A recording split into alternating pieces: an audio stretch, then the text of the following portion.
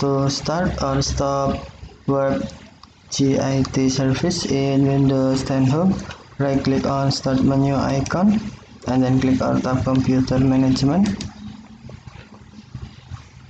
Next, click on Tab Services and Applications drop-down menu. Select Services and then scroll down Services screen. Find WarpJIT service.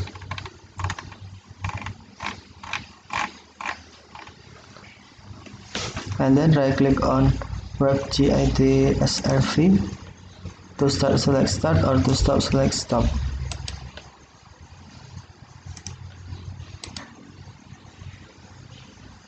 Provide this GIT of process service for web when running with CG enabled. Okay, thank you for watching. Have a nice day.